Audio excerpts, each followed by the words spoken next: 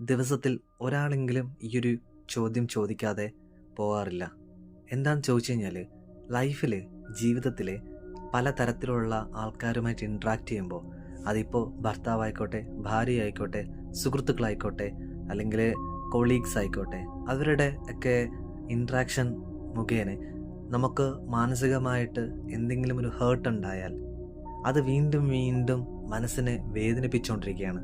അല്ലെങ്കിൽ നമ്മൾ മനസ്സിനെ ആ ഒരു ഇൻസിഡൻ്റ് ഓർത്ത് വീണ്ടും വീണ്ടും സങ്കടപ്പെടുത്തിക്കൊണ്ടിരിക്കുകയാണ്. ആ ഒരു കാര്യത്തിൽ നിന്നും എങ്ങനെ നമുക്ക് മുക്തരാകാൻ പറ്റും?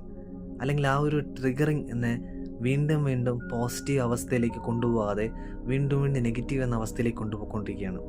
എനിക്ക് ഒന്നിലും ഫോക്കസ് ചെയ്യാൻ പറ്റുന്നില്ല.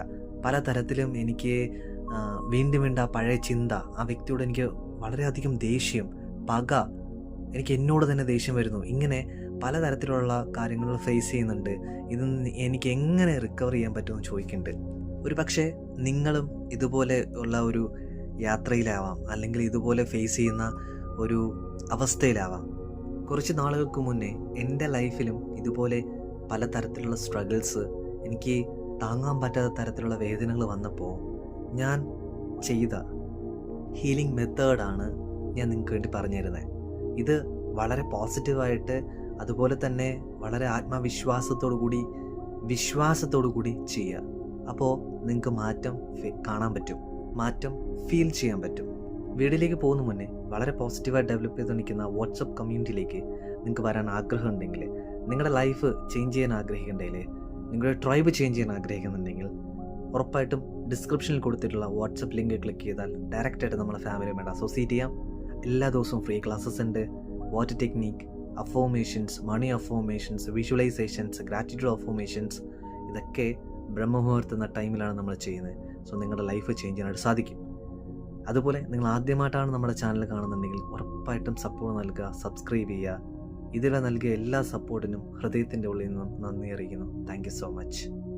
വീഡിയോയുടെ തുടക്കത്തിൽ സൂചിപ്പിച്ചതുപോലെ, നിങ്ങൾ ആ ഒരു സ്ട്രഗിളിലൂടെ യാത്ര ചെയ്യുന്നുണ്ടെങ്കിൽ, ഞാനിപ്പോൾ പറയാൻ പോകുന്ന മെത്തേഡ് നിങ്ങൾ ഇംപ്ലിമെൻ്റ് ചെയ്യുക.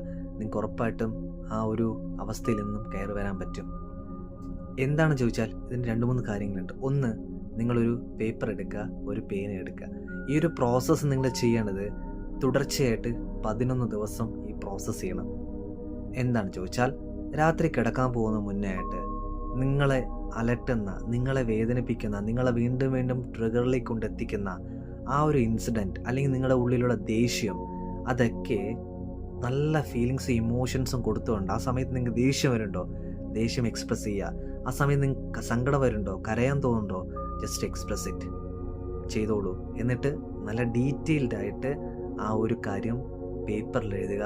എന്നിട്ട് വീടിൻ്റെ പുറത്ത് വന്നിട്ട് എന്ത് ചെയ്യാം, ആ ഒരു കാര്യം, ആ ഒരു പേപ്പർ കത്തിച്ച് കളയുക.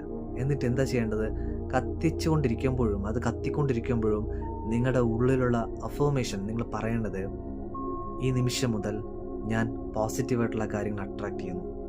ഈ നിമിഷം ഞാൻ എന്നെ വേദനിപ്പിച്ച ആൾക്ക് ഫോർഗീവ് ചെയ്യുന്നു. I really sorry, please forgive me, I love you, thank you. So അപ്പോൾ ചോദിക്കും, I am sorry, okay, please forgive me, okay. I love you എന്തുകൊണ്ട് പറയുന്നു? ബിക്കോസ് നിങ്ങൾ ആ വ്യക്തിയുമായിട്ട് നല്ല നിമിഷങ്ങൾ പങ്കുവെച്ചിട്ടുണ്ടാവും. ആ സമയത്ത് നല്ല നല്ല എക്സ്പീരിയൻസസും ഹാപ്പിനെസ് ആയിട്ടുള്ള മൊമെൻറ്റ്സും നമുക്ക് നൽകിയിട്ടുണ്ടാവും. അപ്പോൾ ആ സമയത്ത് പലതരത്തിലുള്ള പുതിയ അറിവുകൾ നമുക്ക് ഷെയർ ചെയ്തിട്ടുണ്ടാവും. അതിന് വേണ്ടിയിട്ടാണ് നമ്മൾ ഐ ലവ് യു, നീ എന്നെ വേദനിപ്പിച്ചിട്ടുണ്ടെങ്കിലും ഞാൻ നിന്നെ നന്നായി സ്നേഹിക്കുന്നു, ദൈവം അനുഗ്രഹിക്കട്ടെ, ആ തരത്തിലുള്ള മെൻറ്റാലിറ്റിയാണ് നമ്മൾ കൊടുക്കുന്നത്. Thank you for all the experiences. എൻ്റെ ലൈഫിലേക്ക് എനിക്ക് തന്ന എല്ലാ എക്സ്പീരിയൻസസിനും താങ്ക് യു പറയുന്നു. അത് എക്സ്പീരിയൻസസ് എന്ന് പറയുമ്പോൾ നമുക്ക് മേ ബി അതൊരു പാഠം നമുക്ക് തന്നിട്ടുണ്ടാവും, അല്ലെങ്കിൽ അവിടെ നിന്നൊരു പുതിയ നോളജ് നമുക്ക് കിട്ടിയിട്ടുണ്ടാവും. അതുകൊണ്ടാണ് താങ്ക് യു നമ്മൾ പറയുന്നത്.